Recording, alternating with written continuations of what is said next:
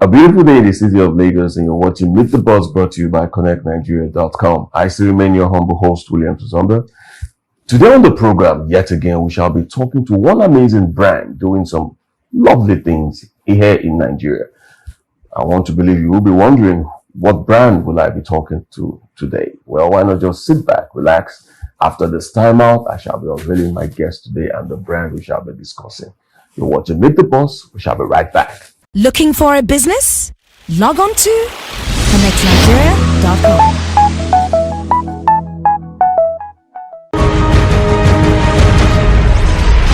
Welcome back to the show Meet the Boss, brought to you by ConnectNigeria.com. I did tell you before that break that today we shall be talking to one brand that has been doing some amazing things here in Nigeria.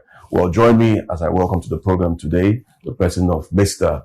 Chinonso Ogbogu, the founder and CEO of the brand known as Sabi Writers. Welcome to today's program. And I must say you have a wonderful office. Bless God. Good.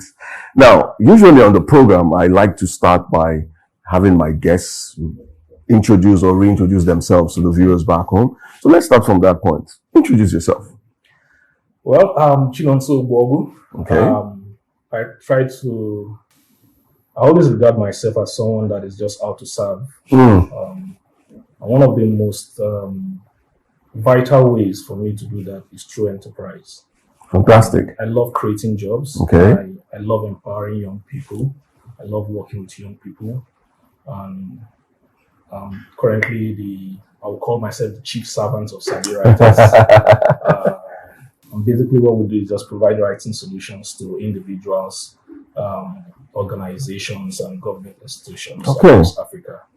So I try to not separate myself from what defines me, which is the work I do. Okay. And I have this mantra that says, let's keep building. So I'm someone that loves to build things. Fantastic. That's good. So yeah, that's good. me. That's pretty much a clear definition of who you are. Thank you. Good. Now, good idea you've mentioned the brand you represent. And so it brings me to my next question. The name, Sabi Writers. Why that name? Okay. And maybe for some kind of clarity, because we have diverse viewers watching, not just in Nigeria, but from all over the globe. Okay. So why that unique name, Sabi Writers, and give some more clarity to that brand name? I think for me, Sabi Writers first is a Pan-African brand. So we needed a name that captures that essence. Okay. The word Sabi is a very popular word in Nigeria. True. And of course in other African countries. Sabi means two things. First is an African, we wanted to have a name that contextualize the Africanness of what we are building. Okay. So that makes gives reason to that word Sabi. Secondly, Sabi means competence. Being able to do something. You know it. So when somebody says I Sabi write, I Sabi dance, I Sabi, things like that. We wanted that name that can tell the story of what we really represent, which is being able to tell the African narrative and then doing it very well. So the word Sabi means we're always here to get the job done. In this particular scenario, we're talking about telling the African story. Well said. Now, tell me, for how long has the brand been in operation here in Nigeria? Okay, we started conceptualizing the idea for Sabi Writers around 2017, late 2017. Okay. That was when even the name came, but we didn't launch immediately. We started making some foundational preparation, and then we launched formally 2018 January 8th. Oh, okay, okay. So we're about, say, 3 years plus. In the business. Good. Yeah. And how would you say the journey has been so far? It has been fun. It has also been surprising. There are so many things that are playing out that Sabi Writers is actually built with the whole practicality of learning in the job. Okay. We're just getting it going. We're learning, figuring things along the way. We didn't have everything planned out from the beginning, but as we continue to just put one block after another, we just learn. We're learning along and the so way. far it has been fun. Great. Now, there is no doubt that Nigeria has its peculiarity when it comes to doing business, just as it is in other parts of the planet. Okay. What would you say were some of your memorable challenges that you can remember starting the brand? I think every day comes with its own challenge. True. And in business, you just have to, you're like a firefighter. Every day you show up at work, there's a fire out there to put out. I wouldn't say I've seen all the challenges, that come with building a company. But so far, one of the major things that we have learned is because of the pioneering role we have, changing the way people view writing and building structures and system around it. There is also that challenge of finding the right people with the right mindset, people who believe what you are building and are willing to, stake it all out and get the job done. So there's that challenge. And I don't think it's peculiar to Sabi Writers. I think it's peculiar to the entire, entrepreneurial world, not just in Nigeria, but across the world. Talent is a vital, resource that is required to be. Good. I like the fact that you mentioned the search for talent, the right minds for a brand as one of your key challenges, which would necessitate this next question. What would you say, or how important would you say it is for any business to have the right kind of team? It's I would say it's the crust of building a company. There's no place in the history of humanity that one man has ever built anything lasting. There's no place. You can check the record. It's not designed that way. You're expected to build with people. True. So people form the very, epicenter of building anything great. The moment you ignore that fact, you tend to pay for it. So for us in Sabi Writers, we try as much as possible to emphasize that people culture, because for us, building a company requires that we have the right people first. We're able to keep them. We're also able to make them happy, and then also provide the right resources, the tools, and the environment that they need to be able to do the best. So yeah, human resource, people are the very epicenter of anything you want to build, as far as Fantastic. Now, if I'm to ask you to rate your team, how would you describe your team members? Without trying to sound too self-patronizing, I would say I'm proud of the team that we have built. Good. I'm very, very proud of them. Any day I tell them, I also tell outsiders who get to see what we do out there. Yeah. Everything you see in Sabi Writers was built by young people. And myself, Chinonso Ogbogu, is just a tiny aspect of that evolution of where we are today. Yeah. So I have one of the most productive, I would say fun-loving, exciting people that, make up the Sabi tribe. Nice. So yeah, I'm very proud of them. There's so much we're still learning along the way, because the day we cease to learn, that's the day, we stop growing. So there's still so much to figure out. I'm still learning as a leader on how to lead people better, how to add more value. Yeah. But so far, so good. I would say we are blessed by the people we work with. Good. Now let's come back a bit yet again to Nigeria as a country. How would you rate the startup industry in Nigeria? And what do you think, from your own experience running Sabi Writers, what are some of those things you think the government from both the state and federal level can do to support and help startups to thrive in Nigeria? I think that's a very fundamental question that I don't know if we don't understand how important it is, or we choose not to understand. Because if you look at the demography of the continent and also the country, so that it's tilting towards more of young people. True. And then the whole traditional way of working, the whole traditional careers that we knew of when we were growing up seem to be disrupted. So we're having new type of careers, new type of, occupation springing, everywhere. It's growing. We're seeing, case study, the payment system, a lot of things are playing out in that space. Yeah. The entertainment, we're seeing even in fashion. So there's so much that has been done, but there's still so much that can be done. As far as the startup ecosystem in Nigeria and Africa is concerned. Now, for us to be able to unlock the potential that this industry has, then I think we need, I don't want to say beyond the rhetorics, in the government, or things that we're all familiar with, people come and tell you they will do this, but end up not doing it. I think those in government and those who are responsible for drafting policies need to begin to ask themselves new questions about how to engage young people and the enormous creativity that they have, right? I was telling someone that it seems like the entrepreneurs are innovating faster than the politicians are thinking. So when the entrepreneurs are innovating faster than the politicians are thinking, there's a problem somewhere. There is always that problem, and if we don't have the right leaders, what they end up doing is, they throw the sledgehammer. It doesn't work that way. Look at what is playing out in the cryptocurrency space. We need to begin to ask ourselves, what kind of policy, policy framework should we begin to design as those in government that can match up the velocity of the innovation that is taking place, not just in Nigeria, but across the world.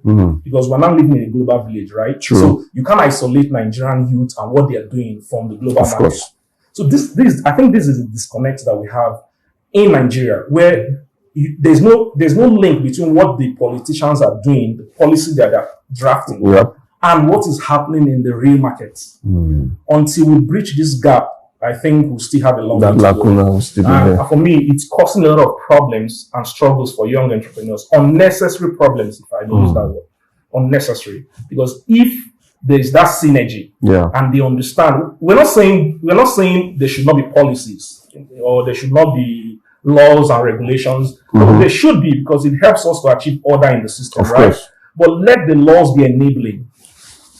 So that when you create the laws by itself filters the wrong people out of the system and empowers the right people to grow. Fantastic. If we don't have that, we'll keep on struggling. Fantastic. Now, I still have some more questions to ask you today. But at this point in time, I think we'll go on a quick break. When we come back, we'll continue the discussion. That's all right.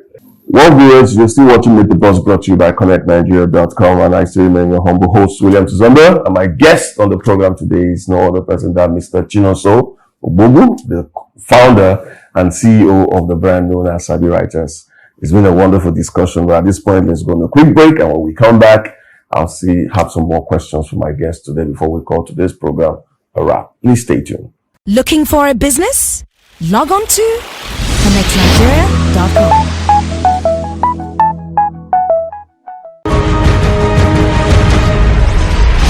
Welcome to the second half of today's discussion, and it's been a wonderful one so far. Good. So now, let's talk more about the actual services you render here at Sabi Writers. Even though the name itself gives it a bit away, but what exactly do you guys do at Sabi Writers? Let me start by explaining. Let me describe a problem for you. Okay. You have a story to tell, but you don't have the time. You're a very busy man, right? You have media, different shoots to do here and there. But you don't have the time to sit down and do the writing. But you have a story to tell. You have a voice you want to share with the rest of the world. Maybe it's a book you want to write, or maybe you want to write a speech. Maybe you want to write, say, a proposal, your corporate profile, your personal profile, or maybe you have a love letter to write to your spouse or your girlfriend, but you really don't have the time, or you don't have the idea on how to go about it. You just have it in you, but you don't know how to articulate it properly on paper. So what Sabi Writer does for you is to take the stress off you. We provide writing solutions to people like you, organizations who want to outsource their writing and focus on their core, or government institutions who want to get professional writers to do clear, well-articulated writing for them.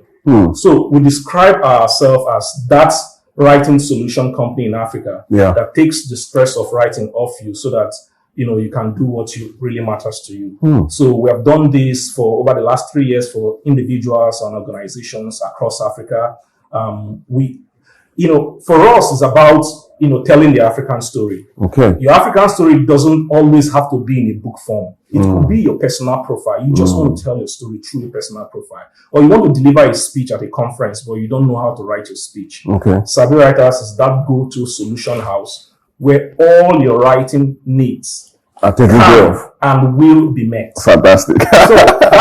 So that's on the left side. On the right side, because we see what we do as as a two-dimensional mission. Oh, okay. Right? On the left side is providing writing solutions to individuals, governments, institutions, and organizations.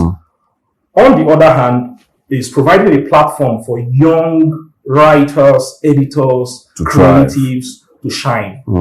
So there are so many young writers in Africa who are looking for platform to do what they love. So we are completely redefining the whole profession around writing. There's no difference between someone that is working in a bank or someone that is an investment banker, someone that works in a hospital, a doctor, an engineer, and someone that is a writer. They're doing the same thing. They're adding value to humanity. True. So on the left side, we are providing solutions to people like you who don't have the time, the skill, or the patience to sit down and write. On the right-hand side, we're providing a platform for young writers, to try, editors, and creatives. Great. That's nice. That's nice. Now, let's talk a bit more about you and the role you play. What's a typical day like for you when you come to the office? Let's just get a picture of what a typical day is like. Somebody's actually asking me that. My typical day is if when I get to, should I just take it back to when I wake up? You can start from wherever you want. I wake up sometimes around 4 or 5. Okay. I read mails. Okay. Just check mails to be sure that there are no mails that are urgent that I need to attend to. I also, have a session with my wife. Just talk, pray sometimes. Just get the day prepped up with her. And then after that, I come to the office around say after 8 to 9. Okay. Have a session. Sometimes have a group session in the company. Just I have this daily pep talk I always deliver to the entire team. So I do that every morning, and then I have meetings with the unit heads just to bring me up to speed on what is happening at their respective departments. True. And then I follow up with certain strategic clients. What else again? Of course, then. More meetings, follow up, sometimes possible visitors, entertain visitors, sometimes there are emergency issues that I need to address. Okay. Sometimes I have external meetings to attend that I go for. And then basically I close around, say, typically past 6 to 7. Oh, okay. Or on certain occasions where I have some really, really pressing issues to address. I could be in the office till about after 8 to 9. But since I got married, I think you've cut down a bit. That's good. So, Now, we're already coming to the home stretch for today's interview, where I still have a few more questions to throw your way. One of which is, I know it might sound a bit like a cliche, but are you a book reading person? And if yes, what book would you say you've read that you would say changed your life, helped you to get to where you are today? Can you share that thought with us? I think the name, the kind of company that I run exposes, I have no excuse. That's why I said it sounded like a cliche. You say you're running Sabi Writers and you don't read. Right? So yes, I read. When we're setting up this place, one of the things that we made sure to be present here is a library. So we have a library in the office. I also have a library at home. Okay. And I invest heavily in books. In fact, let me tell you a funny story. When I was running a business in Enugu before I relocated to Lagos in 2014. As a frustrated broke, the business collapsed, and then I had to move to Lagos. I had nothing with me. In fact, the money I had to pay for TIFE was sent for me because I couldn't afford that. Wow. But guess what I brought back to Lagos? 12 big Ghana must go loaded with books. That was all that came to Lagos with me. Yeah. Why did you carry books? I was investing in my mind. I was why things were not working.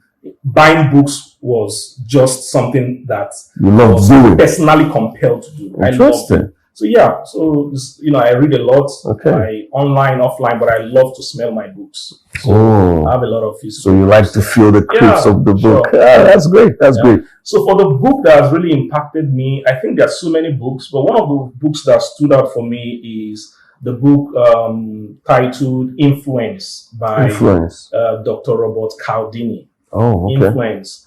Because one of the reasons why what I was doing in Enugu failed was I had so many ideas. I was busy. I was on radio. One of the things I knew that I failed at was my inability to sell. Oh, okay. So when I came to Lagos and I was having that, self-assessment, I told myself that I was going to invest more in developing myself in the aspect of sales. And then I found that book. That book turned out to be one of the most important books that I've ever read on how to sell and influence people to buy. So yeah, I think I can mention a lot of books, but for me, that stood out. Fantastic. Now, 3-5 years from now, okay. You said you guys are already a little above 3 years. Now, 3-5 years from now, where and what would you want Sabi Writers as a brand to be known as? I think that's one of the questions that get my juice running, because I'm a vision guy. I love to share ideas. I love to project into the future of what we are building. We have a 5-year strategic plan and a 10-year strategic plan. For our 10-year strategic plan, one of the things we want to do that forms the core of who we are is job creation.